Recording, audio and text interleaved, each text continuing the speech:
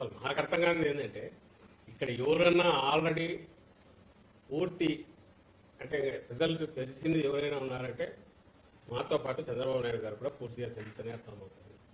ఎప్పుడు పోలింగ్ అయిపోయినప్పటి నుంచి ఇప్పటి వరకు 11వ తేదీ జరిగింది. మామూలుగా చంద్రబాబు నాయుడు నేచర్ తన సహజ వైఖరి ఆ రోజు చెప్పాం, అయిపోగానే బయటకు వచ్చి 2000 చూపించాల్సినోడు చూపించాల, ఎక్కడా మాట్లాడట్లా, ఎక్కడా ఇది లేదు, అసలు ఎక్కడికి పోయినాడో తెలియట్లా.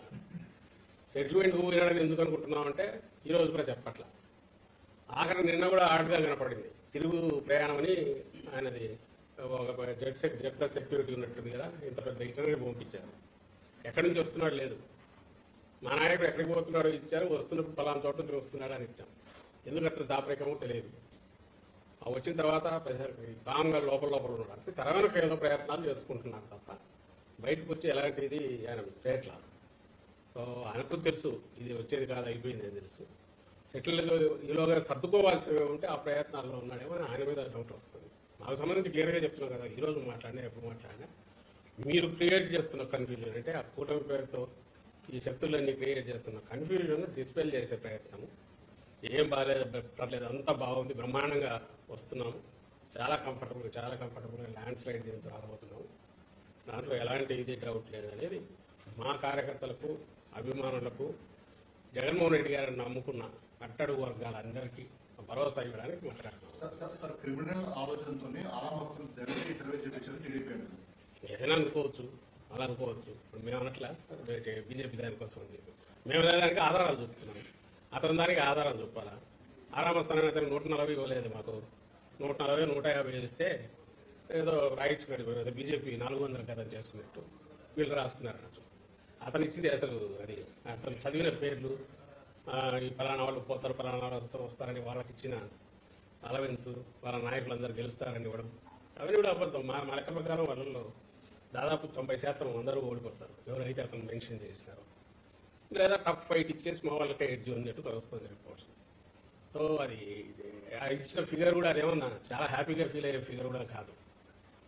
బట్ ది మోస్ట్ కన్జర్వేటివ్ అని అతనే చెప్పాడు కాబట్టి నేను అందుకే ఏమంటున్నా అంటే అది ఓన్లీ ట్రెండ్ను మాత్రమే సూచిస్తుంది.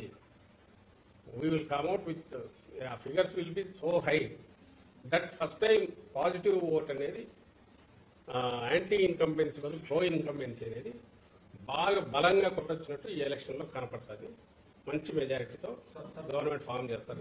కూటమి సభ్యులు సంబరాలు స్టార్ట్ చేశారు. ఎన్డీఏకి రాష్ట్రంలో వేరు కనిపిస్తుంది, 130+ సీట్లు అధికారంలో వస్తున్నారు. మంచిదే కదా, ఎందుకు వస్తారు? ఇప్పుడు నేను ఇన్ని రీజన్స్ చెప్తున్నా మేము రావడానికి కనపడేటి. వాళ్ళని ఒకటంటే ఒకటి చెప్పండి, ల్యాండ్ టైటిలింగ్ యాక్ట్ అని చెప్తారు, నవ్వుతారు ఎవడన్నా, ఎట్లా వాళ్ళని కూడా అర్థం అదే పోలింగ్ పర్సెంటేజ్ పెరిగింది. పోలింగ్ పర్సెంటేజ్ పెరగడానికి అది పాజిటివ్ ప్రో ఇన్కంబెన్సీ అనడానికి ఇన్ని రీజన్స్ మేము చెప్తున్నాం. వాళ్ళు ఒకటంటే ఇదో నేను ఒప్పుకుంటా, ఈ 6 పాయింట్లు మేము బాగా తీసుకెళ్ళాము. ఎవరైతే చంద్రబాబు నాయుడు చెప్పాడు కదా, తనకే నమ్మకం లేదు పాయింట్లు, ఇది ఉచిత గ్యాస్, ఉచిత ప్రయాణం, ఇంకా ఏదో 6 పాయింట్ సూపర్ సిక్స్, దాంతోపాటు పెన్షన్ 4000, వాటి గురించి ఆయనే బలంగా ప్రచారం చేసుకుని కిందికి తీసుకెళ్ళింటే, ఆ పాజిటివ్ అజెండాతోనే ఆయనే కిందికి బలంగా పోయి ఉంటే ఆయన కానీ ఆయన పార్టీ మొత్తం, అప్పుడు ఆయన చెప్పుకోవడానికి లేదు నేను బలంగా తీసుకెళ్లాను అందువల్లని. ఎక్కడన్నా మాట్లాడినాడా? ప్రజలకు తెలుసు, మీడియాకు మీకు తెలుసు. ఆయన ఎంతసేపు ఉన్నా అస్సలు అసంబద్ధమైంది, అసాధ్యమైంది. ఈరోజు మాట్లాడట్లే ల్యాండ్ టైటిలింగ్ యాక్ట్ గురించి. ఎన్ని భూములు పోయినాయి, ఎక్కడ పోయినాయి? ఆ రోజు ఆ 10 రోజులు దాని మీద హడావుడి చేసి తనకున్న అవకాశం ఏదైతే నిజంగా తనకు తీసుకెళ్లాలనుకుంటే తన అజెండా, తను నిజంగా తన మేనిఫెస్టో, తను ఇచ్చిన హామీ అనేది తనకు నమ్మకం ఉంటే అది తీసుకెళ్ళింటే చెప్పడానికి రావాలి. ఆ రోజు జైలా అని అడ్డగోలుగా తిట్టు బూతులు లేదా ఇది ఇట్లాంటివి సంబంధం లేనివి తీసుకొచ్చేసి ఈ స్కామ్ ఏదో ల్యాండ్ టైటిలింగ్ యాక్ట్ అనే దాని మీద సూపర్ బిల్డప్ ఇచ్చి ఏదో చేశారు. అది అబద్ధమని అందరికీ తెలుసు, ప్రజలకు తెలుసు, ఈ రోజు కన్నా తెలుసు.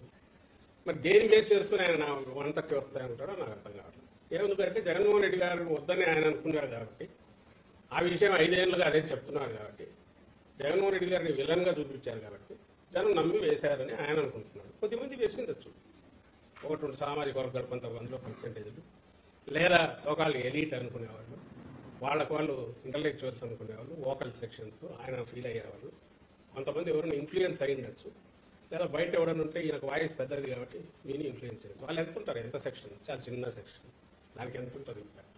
మొత్తం 40 సర్వేలు వస్తే 35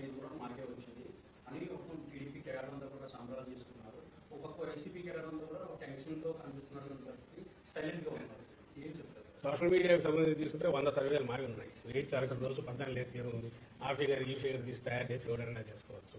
ఇప్పుడు కనపడుతున్న వాటిలో ఎవరో రెగ్యులర్ చేసేవాళ్ళు 5 కనపడుతున్నారు. ఇంతకుముందు మీరు మెన్షన్ చేసింది ఒక 4-5 ఉన్నాయి. అందులో స్టేట్ ఫోకస్డ్గా చేసేవాళ్ళు కొద్దిమంది ఉండేవాళ్ళు. వాళ్ళు అవి తీసుకొని చూసుకొని మేము దాంతో కూడా సాటిస్ఫై కావట్లే కదా. మేము అవి కరెక్ట్, అవి చూడు ఎంత ప్రమాణం, మేము సంఖ్యలు గుద్దుకోవట్లే. అవి చాలా కన్జర్వేటివ్ ఉన్నాయి, బట్ పాజిటివ్ ట్రెండ్ మాత్రం సూచిస్తున్నాయి.